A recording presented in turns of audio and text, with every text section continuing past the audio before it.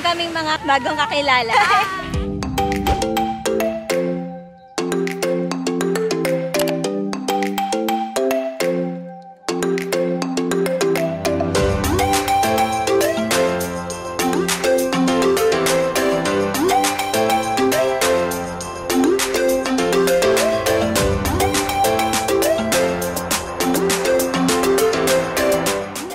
Hungry?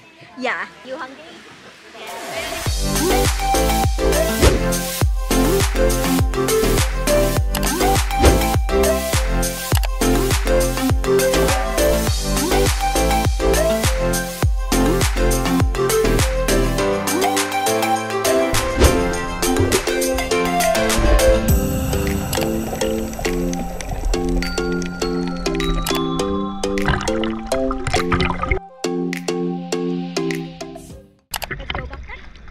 We've seen a lot yesterday, so I think it's okay now.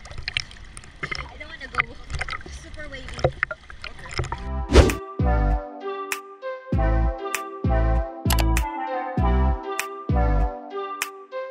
Last destination na kami. Sa tour A namin, wala masyadong nangyari.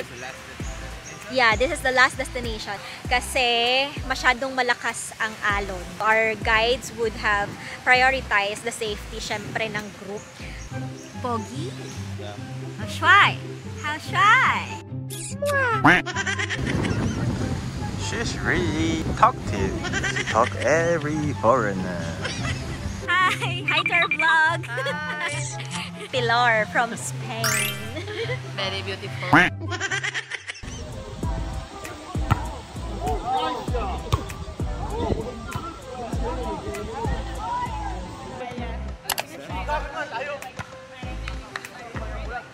Go, Steph!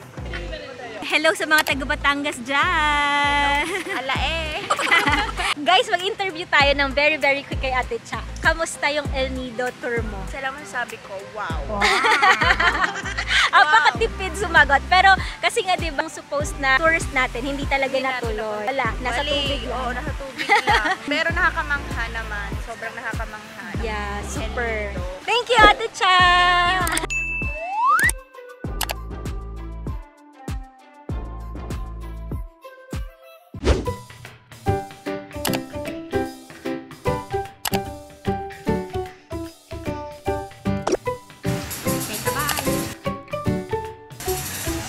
Half is fun.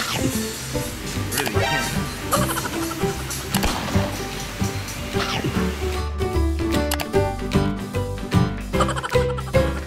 One bite.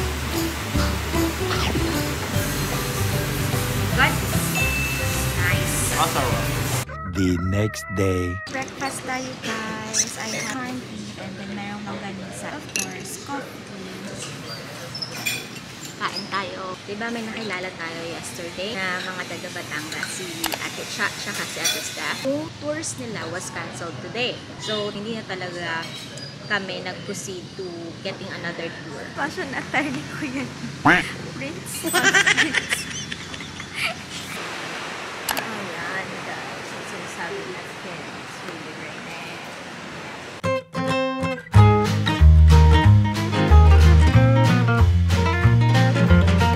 Balik kami sa High Tides guys. This will be the last night here. So, trinay namin ulit dito kasi masarap.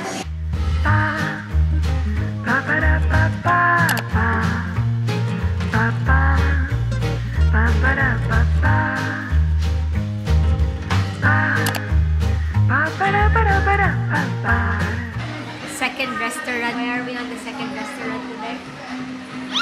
Tell them why. That's the hungry.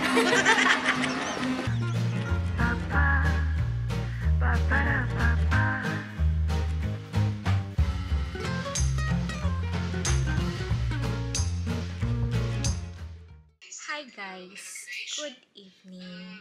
Nasa hotel na kami, packing up. Na-cut short ang aming vacation. Supposedly, ang flight namin is tomorrow at 4 p.m. Tumawag sila to advise na canceled ang flight for tomorrow and i-reschedule kami for June 1. Nag-plead ako sa kanila if it's possible na kung hindi man tomorrow sa schedule time namin, baka naman po pwede kami ma-rebook kahit earlier time o kaya anytime tomorrow. Ayun, tumawag naman sila. Luckily, may flight daw na available. I-return na lang daw kami sa flight tomorrow. Pero, papasok kami sa morning flight which is 8 a.m. So, medyo maaga kaming nagpack. So, instead, kanina nag-chill kami dun sa high tides. We decided to go home na.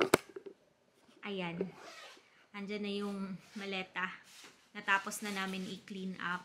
Mga ano naman na yan maduduming damit, mga labahin na pagbalik ng Manila. Tsaka ayan yung isa pang maleta. And naka-prepare na din yung mga isusuot namin bukas. And that's it! Pack na kami. So, alis kami bukas by 6 a.m.